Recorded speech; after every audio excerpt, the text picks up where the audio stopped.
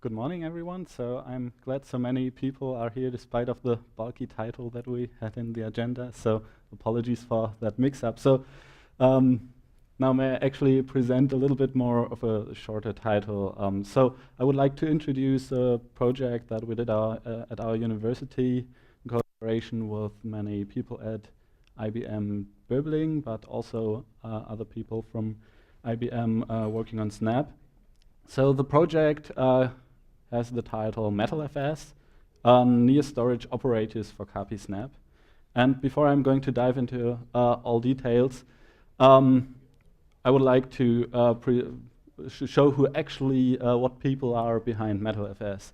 So first of all, Robert Schmidt and Lukas Wenzel, who did the main work of this, and Felix Eberhard, a colleague of mine. We were the supervisors in this role. And then, of course, I would like to thank our Professor Andreas Polze for his support in this project, and then the many colleagues at IBM Böbling and also other IBM locations. So without all these people, MetalFS would never have been here in the first place. So a big thanks at this point. So let me start with how we ended up with MetalFS. So we started a collaboration with IBM Germany to find out new ways to leverage Power 8 hardware at that point in time, and also the heterogeneous computing capabilities that are enabled by CAPI. So for that purpose, we bought an Alatec 250S card with 2 TB of NVMe flash. Because, well, that's at that point of time was one of the best setups for getting started with CAPI and Snap. So after some initial playing around and getting used to the framework and how this card can be used, we were asking ourselves, can the file system metaphor in Unix and Linux be used to expose these near storage computing resources? So we have 2 TB of flash memory with a quite decent FPGA next to it, or at least it used to be a quite decent FPGA. So we already heard in an earlier talk in Unix, everything's a file, and we wanted to extend this metaphor. So the idea was that we wanted to expose, on one hand, the storage available on this device in a regular Linux file system that can be mounted, but then also to provide a way to expose operators that reside on this FPGA. How can they be interacted with in a file system metaphor? And this project is built on top of CAPI Snap, which is providing a very helpful foundation here. So this is just the initial vision that we started out with. So we were getting a little bit into details. So what would be the requirements? Well, ideally we thought it would be nice to deploy multiple AFUs, operators on such a card, such as encryption, compression, or filter algorithms that can operate as close to the storage as possible. And what all such kinds of operators have in common is that they require a lot of input data, they generate output data, and it would be nice to dynamically chain these operators together to build a more complex use case from it than just encryption on itself, compression on itself, without having to burn new bit streams to the FPGA. So that really the user or application developer can decide at runtime what they want to do with the available near storage computing resources. So the idea was, in addition to exposing the storage of this device in a file system way, we would want to expose the operators as pseudo executables in the file system as well. So we were wondering, how should these operators work? Well, pretty much like what you're used to when you're accustomed to doing some shell magic and linking together some, piping together some operators. So this is just a simple example when we want to use the FPGA resources to verify a hash of an ISO. Then, of course, it should behave like regular command line utilities that you can interact with stdin and stdout. But then, most importantly, it should also be possible to use these well-known semantics without having to transfer data forth and back between FPGA and CPU all the time. So whenever we're operating on data that resides on the FPGA flash, and when we're using operators available on the FPGA, everything should stay within the card, and only some commands should be exchanged with the CPU. So with these plans ahead of us, we set up a number of goals that we had to achieve. So first of all, we needed some kind of file system abstraction for the SSD storage on this card. We needed programming interfaces for that. Once this is available, we would need to make the files accessible through the Linux file system and mountable there. Next would be to find a strategy to build these chainable operators. And lastly, to implement this orchestration mechanism via the standard shell pipes and all the operators that are available there. So I've been using the term file system a couple of times. You should not think of a full-blown file system like Ext4 or something like this. So this should be optimized for this FPGA use case and be optimized for minimum resource requirements there. So we set up a couple of assumptions that a MetalFS should support. So first of all, we assumed that we want to work mostly with large files that only rarely change in length. So there is not too much fragmentation to be expected. Coming from a database and operating system context, a little bit of mixture from both, we were mostly interested in throughput rather than latency. And then, of course, we didn't want to have the overhead of a full file system in order not to waste the very valuable FPGA resources. Well, they should be used to implement actual operators. And our file system abstraction on top should just be an abstraction layer to make it even easier for software developers to get started with AFU development. So the thin abstraction layer that we had in mind has the idea that files are a collection of storage blocks, and that all metadata like file names are managed by the host. So host loading off certain complexity to the host is okay. So with these requirements in mind, the first thing that we have to take care of in MetalFS is extend. So the idea here is to map multiple files to a linear block storage device, and that we wanted to have a compact representation for that.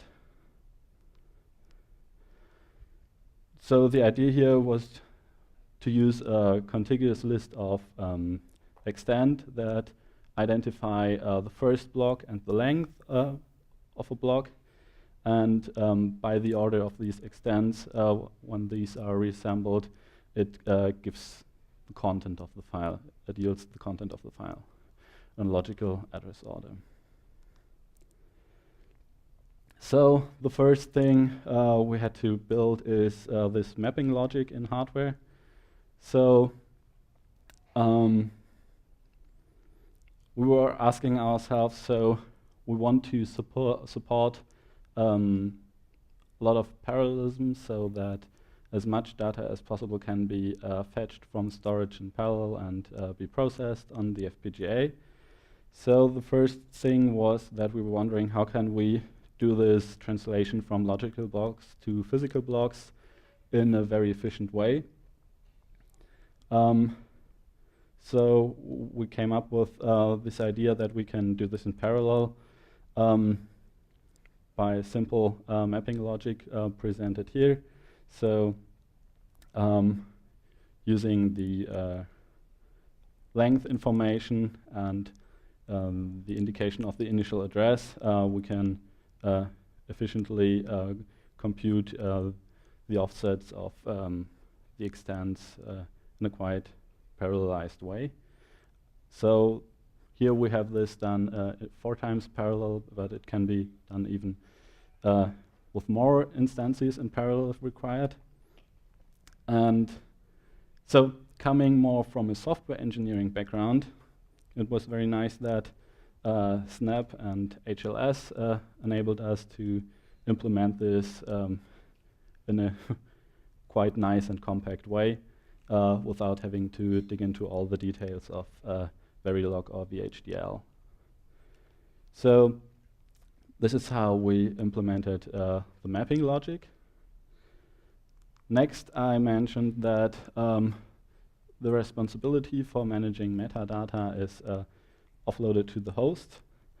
So here the idea is that the extent list is stored in an LMDB instance on the host, and that the extent lists are fetched from the FPGA via the PSL whenever a file is opened.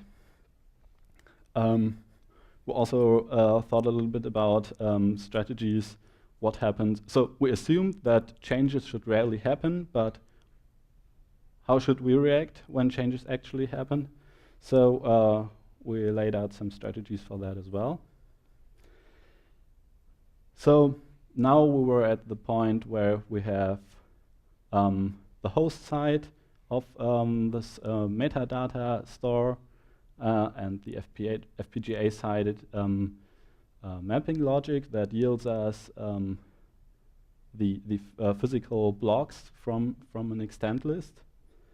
So the next component that we needed is to build a mountable file system driver to make these storage resources accessible to the host file system. So since Snap consumers run in user space, we built this host-sided file system view in libfuse. Because it's first of all a user space solution, it's quite easy and lightweight to implement. However, it comes with a certain context switching overhead, but that's fine at the moment. And also we were wondering, well, what if multiple users are accessing the FPGA? Well, with libfuse running as a single-threaded application or as a single-threaded process, we have the advantage that here we have a serialization point that we don't have to worry about interfering accesses to the hardware at the current point in time. And another thing that is very nice about creating this mountable file system driver is that we were able to decouple it a lot from the actual MetalFS core logic. So the next component that we needed were these stand-in executables for operators to make AFUs or operators appear as binaries in the host-mounted file system. Yeah, so a thing that I briefly mentioned is already that with only one process at a time being able to interact with the snap action, we used libfuse for that. And all the communication and libfuse is done via Unix sockets, and payload data is transferred via memory mapped files. So major challenge here was that the stand-in executables need to collect the arguments and processes or files connected to standard in or standard out to assemble these as independent as possible processing chains. And then forward the inputs to the file system driver and also receive outputs from there. So overall, the architecture here looks like this. So if we're taking this example that we want to run the hello world string through a change case operator on the FPGA and encrypt it, and in the next step decrypt it once again, we have this data flow that, of course, coming from the host, hello world, has to be transferred to the FPGA. There the change case operator is executed, but then the output of that is redirected to the encrypt operator, and after that the decrypt operator. So this laser pointer, it's a little bit bad to see. So data is coming in here from the host. It stays on the FPGA and then only leaves it after the final processing step. So that is the idea here.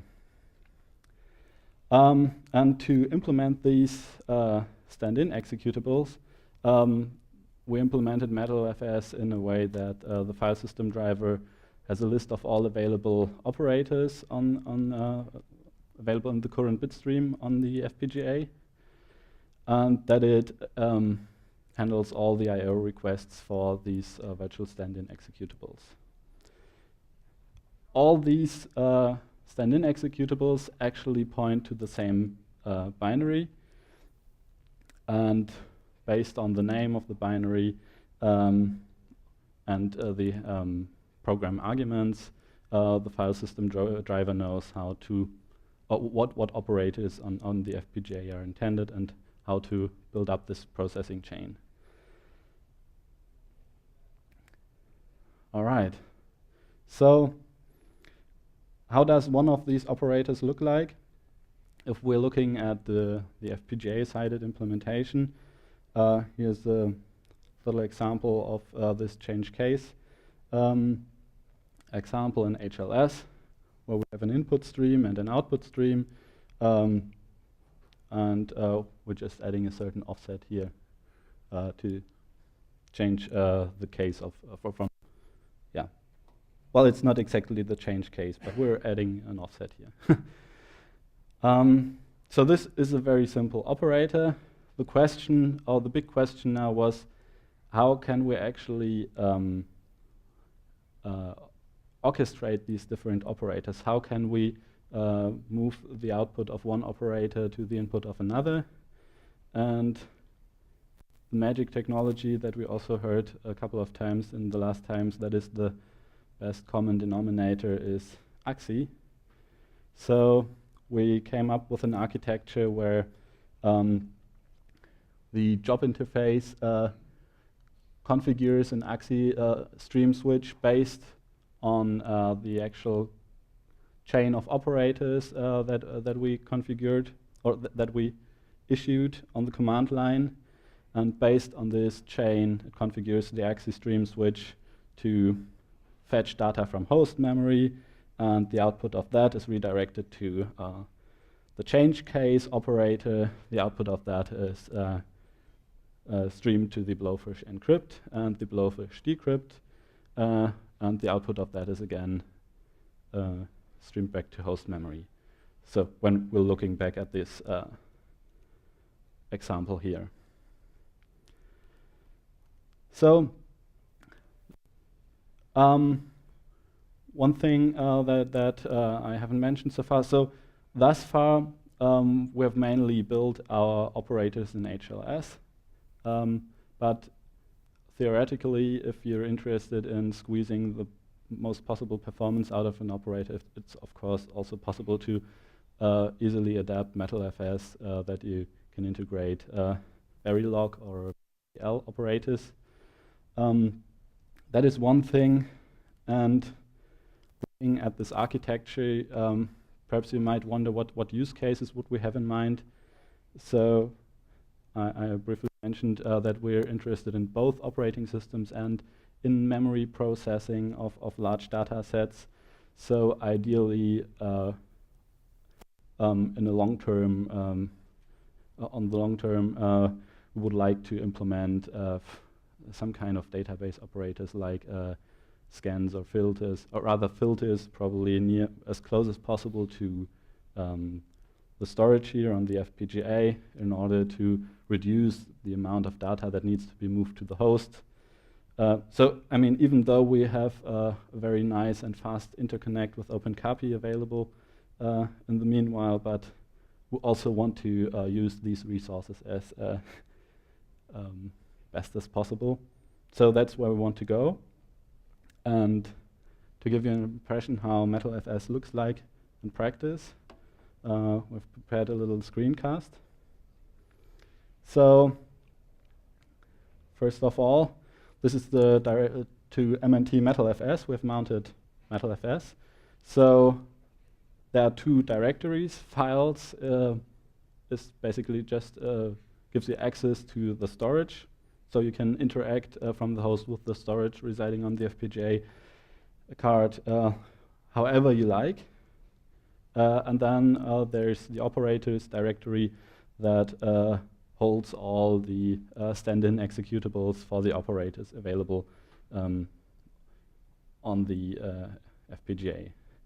So coming back to this example that we showed earlier, we want to chain together change case, encrypt and decrypt, and see how it works. So we're putting in Hello OpenPOWER Summit Europe 2018. First, with the change case example, that works fine. I mean, now data is moved from the host to the FPGA, and it's moved back. This would represent the typical offload case. So just imagine a more sensible use case than change case here. So in the next step, we want to demonstrate that you can also make use of data residing on the FPGA. So, whoop, my mouse is lost. So again, we're taking the string and encrypting it, and the encrypted string is stored on the FPGA storage. So next, we want to decrypt this encrypted string, change the change the case to uppercase, re-encrypt it again, and store it on the FPGA attached NVMe storage. So you cannot see any result here, but to demonstrate that it's actually doing something, we're messing around a little bit with it. So first of all, we're trying to decrypt this uppercase string with another key to see that garbage is coming out, so it doesn't just return a static string. And now we're also using the correct key to decrypt the data again. And as you can see, it is the output that we would expect. So it's now a lowercase Hello OpenPOWER Summit Europe 2018. So now, of course, the available operators that we have here are more of academic nature to demonstrate the overall concept of MetalFS. The next steps will be to implement additional operators here and build use cases from this. So what should MetalFS be used for? Either for really end users who want to define workflows ad hoc without having to alter the FPGA bitstream. Perhaps they don't even know what an FPGA bitstream is, so it's more of targeting domain experts that want to build some logic from existing building blocks. And another option would be application developers that want to use this interface to use FPGA accelerated functions to accelerate their use case at hand. So, of course, MetalFS is open source because we heard also yesterday in the discussion that it's very important to make all the work around CAPI and Snap available to as many people as possible. So you can find it on GitHub, and we would be very happy to get feedback from you if you're interested in the general idea. We're thinking very much in this database and in-memory processing style use cases. So if you have other use cases that you can think of that are very interesting for such a workflow, talk to us. So input and feedback of all kind is always welcome. So I would like to thank you for your attention, and if you have any questions, I will be happy to answer them.